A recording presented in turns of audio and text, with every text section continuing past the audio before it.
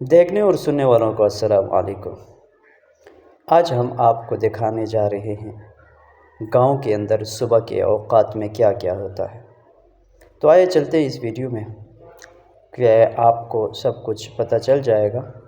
سب سے پہلے یہ ہوتا ہے کہ جن کے پاس جانور وغیرہ ہوتے ہیں ان کے لیے چارے کا بندوبست ہوتا ہے، یعنی اپنے ناشتے سے پہلے جانوروں کا خیال رکھا جاتا ہے گاؤں دیہات کے اندر۔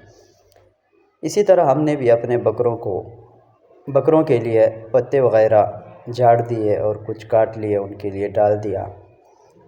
اور موسم بھی انتہائی بہترین تھا کہ ہلکی ہلکی دھوپ پڑ رہی تھی، اور یہ جو سامنے ندی کا منظر آپ دیکھ رہے ہیں اس میں پانی کافی کم ہو چکا ہے،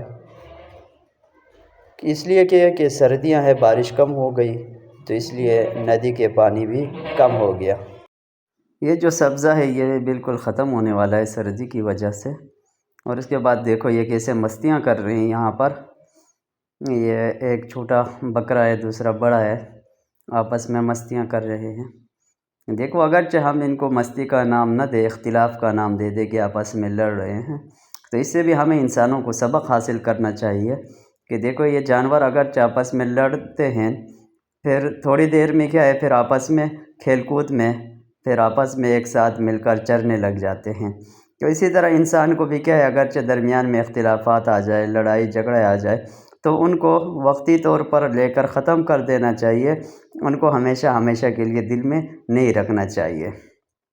یہ سبق ہمیں ان جانوروں سے حاصل ہو جاتا ہے۔ پھر اس کے بعد ہم اپنے مدرسے کے ٹینکی کو صاف کر رہے تھے بچوں کو لے کر، کیونکہ سردیاں آنے والی ہے تو پھر سردیوں میں دوبارہ صاف کرنا مشکل ہو جائے گا، تو اس لیے ہم نے یہاں پر بچوں کو لگایا کام کرنے پر، صفائی کرنے پر، کیونکہ ان کا چھٹی تھا آج، اس لیے ان کو بھی وقتاً فوقتاً ہم کام لگا دیتے ہیں تاکہ یہ بھی بعد میں کیا ہے مفت میں کھانے والوں کی طرح نہ بن جائے، تو یہ بھی محنت سے کمائے۔ یہ جو منظر ہے یہ عصر کے بعد کا منظر ہے، سورج غروب ہو رہا ہے۔